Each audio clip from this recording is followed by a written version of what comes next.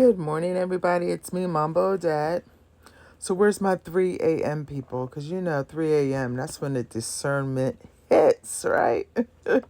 That's when I get up and start printing labels to mail packages because I'm unpacking this suitcase and things. So, a lot of things were going through my head. Because I'm leaving that little apartment in OCAP. I'm probably still gonna keep it. For $1,100 a year, I'm probably still gonna keep it. It's close by the airport, and sometimes you need a lot of things to do in OCAP too, and the Cap Haitian too. So I'm relocating to Limonard, and I looked at some places along the beach area, and I'm gonna tell you guys. I got two places that I kind of have in mind. One is very, very big. And I'm like, well, that's good because I can receive family and spiritual family. And then another one it's kind of small. I would consider it like 2 bedroom. And so I could receive family, but like spiritual family would have to take a hotel because, except for like my godson, because like you'd probably be too close in my space. You understand? Because my godson has lived with me, in the States. So, but I'm like really, really perplexed. Like, okay, should I keep looking? Should I take this one? And mind you, the little apartment in OCAP, I'm planning to keep it. I really think so. And even if I didn't, it still is paid until November, sometime in November. I think the second week. Um, I'm going to tell you, when Haiti was locked, the airspace was locked. There was no planes coming in or out. I think for 2 months or 3 months. I don't know exactly how long. Port-au-Prince is still, no planes coming in and out. But in OCAP, it affected us as well. Around this time last year.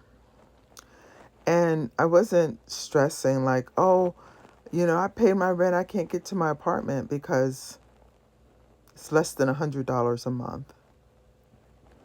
You're not tripping.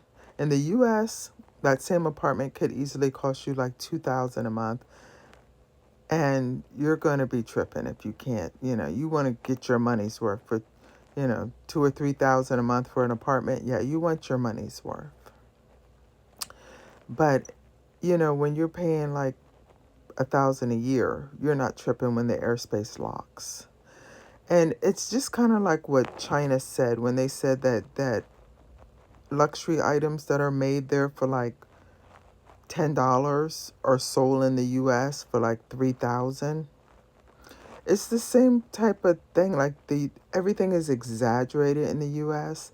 The cost of living is exaggerated.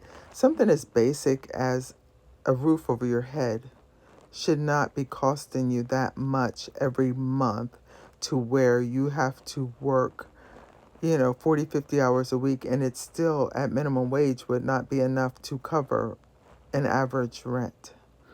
That is ridiculous. And this is what a lot of Americans are going through.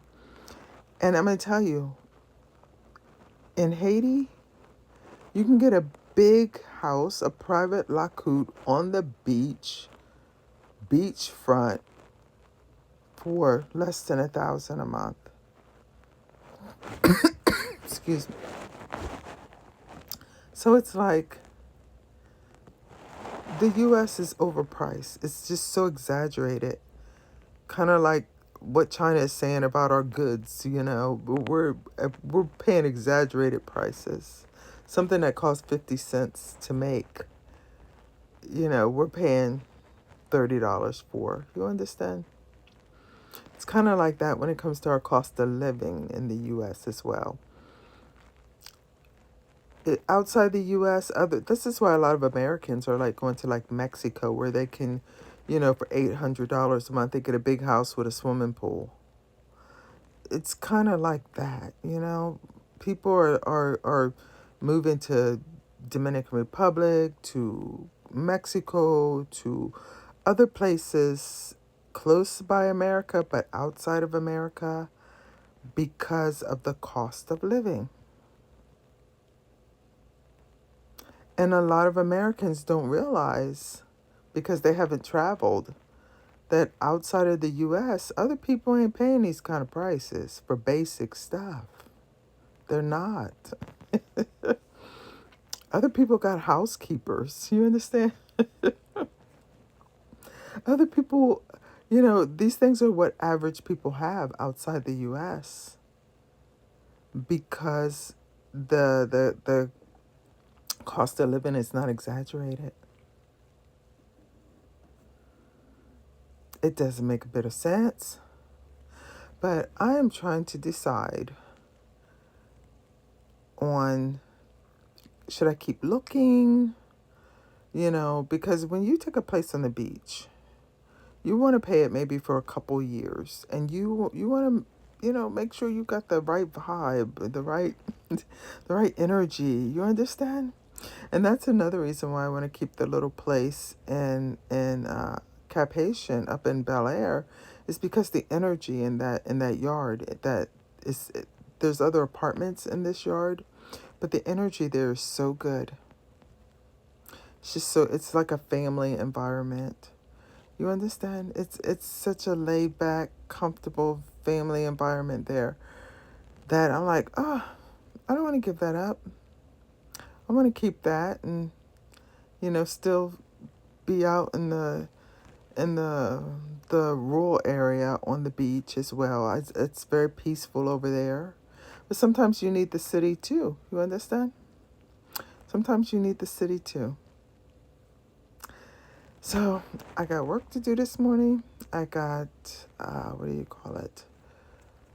Things to package up. So I'm on board that.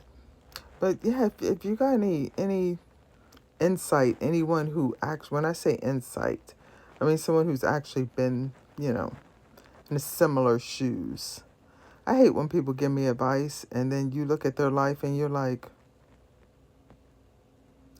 you know, talk to me when you are in a similar or have been in a similar situation. Don't be giving me advice and you ain't never left your hood, okay? Don't do that. I'm on board with that.